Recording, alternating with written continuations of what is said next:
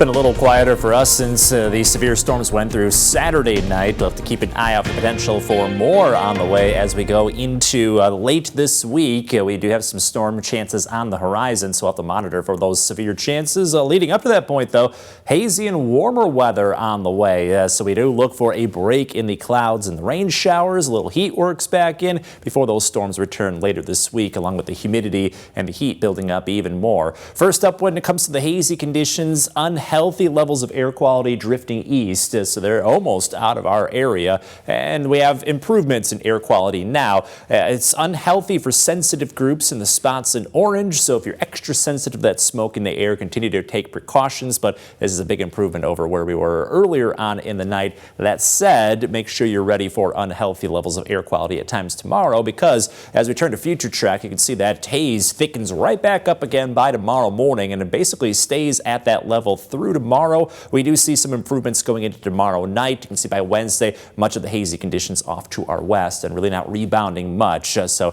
continue to monitor the air quality. You can do so on our alert room at WREX.com. Look for the weather tab for that.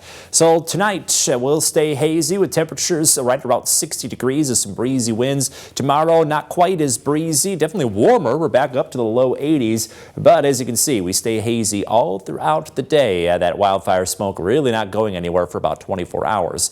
Then as we look ahead, like I mentioned, we'll have to look out for daily chances for storms going from Thursday to Saturday. It won't rain the entire time, but there will be possibly a couple rounds of storms. We'll have to monitor for the potential for severe weather, because when we get hotter and humid and some storms come through, that definitely sets the stage for some stronger activity. And the reason why we're going to be looking for multiple days with storm chances is a ring of fire pattern setting up. So basically a heat dome, a big heat wave sets up across spots to our south. That high pressure definitely driving that. We'll be on the boundary, though, which is right where the storm track is. So when we have this ring of fire pattern, storm track lines up right on the boundary of that heat dome. So instead of being under the heat wave, we see multiple rounds of storms kind of following that storm track. So either you end up with hot and humid weather, or you end up with multiple chances for heavy rainfall and possibly severe weather because of that added heat and humidity. So something to monitor here. And it won't be stormy every single day. It's just we could have multiple rounds pop up sometime between Thursday and Saturday. We'll keep you up to speed on the timing with that.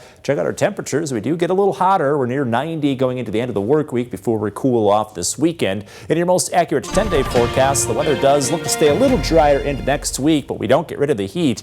Near 90 as we head into the holiday, which is already coming up next Tuesday. And the 4-degree guarantee starting off the week right on the bullseye. It means the cash total nearing $120. We'll see if we can build that up a lot more as we go throughout the week.